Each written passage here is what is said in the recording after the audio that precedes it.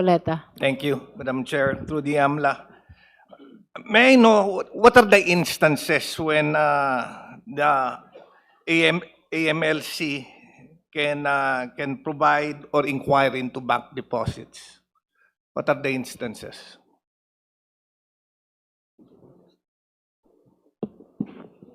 I think they do not inquire. Reports No, are being because under submitted to Republic them. Act, Madam Chair, under Republic Act number 9160, the Anti-Money Laundering Council has significant authority under the Anti-Money Laundering Act. Now, there are two instances when they can inquire into bank deposits. One is with court order, and the second without court order. So with court order, when can this be done?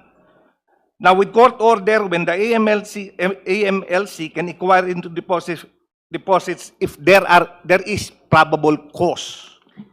May that the I funds are confirm related to from unlawful AMLA first activity. if the subpoenaed documents are consequences of your bank inquiry, or these were received by way of reporting of the banks or other financial companies in relation to the implementation of AMLA? Madam Chair, I confirm that these documents are based on the CTRs and STRs, and these are the subject of the subpoena that we have submitted. These are generated because of the That- reports Yes, Madam Chair. submitted by the banks. Yes, Madam Chair. And bank inquiry, which is being contemplated by the Honorable Suntay, is different from the reports which are being submitted. That is correct, Madam Chair. So, Honorable Suntay, if this has reference to the subject matter of the impeachment, I hope we can confine our questions to what appears in the subpoenaed documents. Yes, Madam Chair. This is related to what has been subpoenaed, because what has been subpoenaed would be presented by... Yes, but these are AMLA. not these That's are why not consequences I'm of inquiring, bank Madam inquiry. Chair. I'm inquiring when they could submit such things, such documents. Let me just But in what clarify, instances? Honorable Suntay, for the guidance of the justice members, the subpoenaed documents are generated from the reports of the banks. These are not consequences of the bank inquiry conducted by the AMLC. That is for the record. And to Madam Chair. Yes, just- Madam Chair, but the bank records, if you see that, if you read the complaints, both complaints which was filed, it did not specifically state what was in the bank. In fact, in the bank account, there were As no a matter of fact, specificity. Honorable Suntay, So, the subject matter of the subpoena are not bank records. This is AMLC report. Please make a distinction between the two. yes, Madam Chair, but what will AMLC report on? Wouldn't it be what is contained in the bank accounts? Can you just describe based on what has been reported by the bank? Because I understand that with or without order, the banks voluntarily report to you That is correct, Madam Chair. if there are covered and suspicious yes. transactions. So Madam- just limit your answer to what is contained in your report. Yes, Madam Chair. Sige, can you go on? Madam, sir, Mr. Can you restate repeat your question? Now, we have called AMLC to, because we would like to inquire what the banks has These are reported to covered them. transactions and The suspicious covered transactions as suspicious described earlier. transactions. So, to determine what is a suspicious transaction, who determines it? AMLA or the bank? The banks. The bank. And they submit accounts. That is What voluntary is contained submission. in the accounts? Is that correct? Reports of the transactions, not necessarily just the account. So sometimes there is no account yet, but they do submit if there is anything anomalous with the transaction. So it doesn't necessarily involve an account. Okay. But it may So involve when an account. is an account considered anomalous? Wait, account is not a subject matter of the subpoena. The subject matter of the subpoena are covered transaction and suspicious Okay, transaction. then when Honorable is a Suntay, please be transaction reminded to considered... limit your Madam Chair, questions to the yes. subject matter of the When is a subpoena. transaction considered anomalous? Suspicious. Please use the term covered or suspicious. Because that is the Covered or subject matter suspicious? of our Okay, subpoena. madam. Covered or suspicious? Under Section 3 of the Anti-Money Laundering Act, there is a definition of what constitutes suspicious transactions. Number one is if there's no underlying legal or trade obligation. Number two is if there is no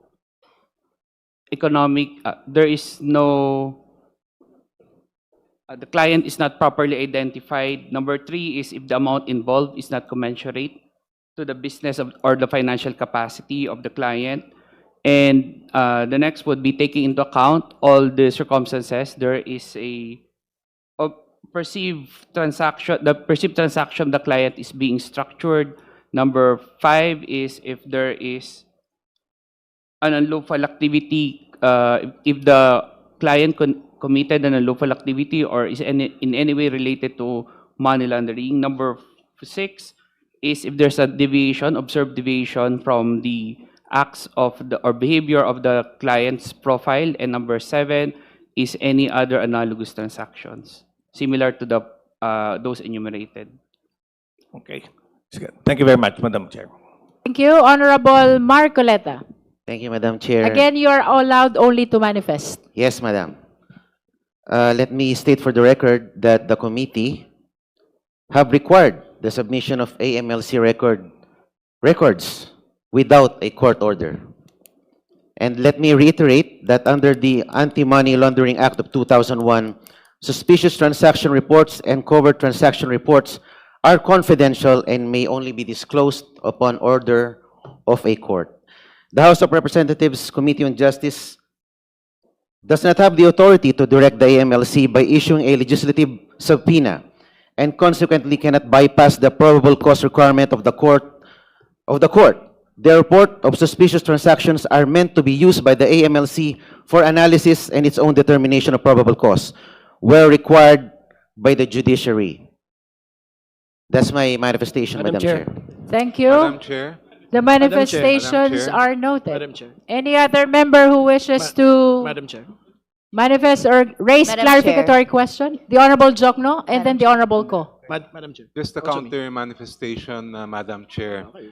You may proceed. We have to emphasize this, that the bank secrecy law itself provides, and I quote, all deposits are hereby considered as of an absolutely confidential nature, just like the AMLA law, except in cases of impeachment. Iba po yung exception sa court order sa exception in cases of impeachment. And I believe that the reason is very clear because we are here speaking of accountability of public officers. If we allow the bank secrecy law to become a tool that will hide key evidence from the Committee on Justice, magiging baliwala po yung impeachment process. This will become an exercise in futility. Hindi natin magagampanan ng ating tungkulin kung nakatakip ang ating mga mata. And that's why to fulfill our duty under the Constitution and to the people, the committee must exercise its power to examine all the evidence, including the records coming from the Anti-Money Laundering Council regarding covered and suspicious transactions linked to Vice President Sara Duterte. Thank you, Madam Chair. Madam Chair. Madam Chair. The Honorable Ko. Madam Chair, I'm making this manifestation to clarify to the public the difference between what we're doing and the cited Section 11 of the Anti-Money Laundering Act. Under the Anti-Money Laundering Act, Section 11, sabi po doon that the Anti-Money Laundering Council, AMLC, may inquire into or examine particular deposits, etc., under order of any competent court.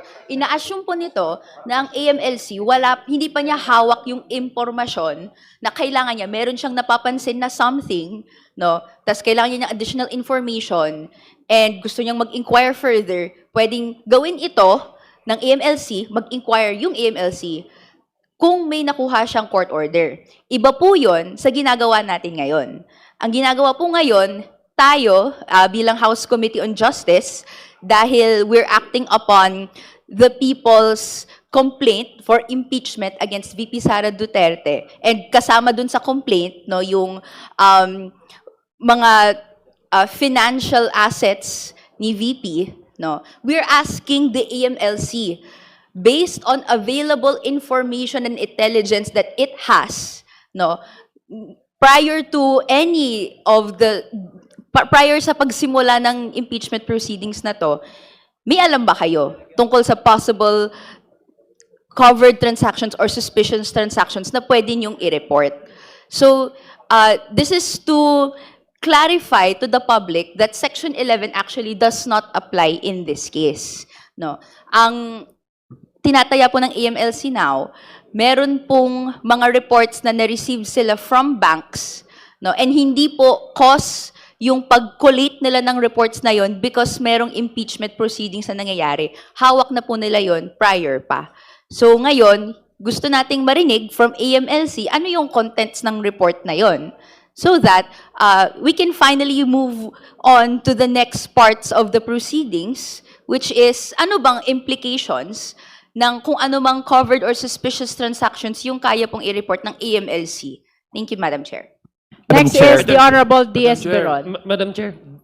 Yes, I know that the Filipino people are waiting to see and hear the report of the AMLC on covered and suspicious transactions. So with the indulgence of the justice members, we have been repeatedly I know. discussing about the legality of the issuance of the subpoena and the disclosure of the report.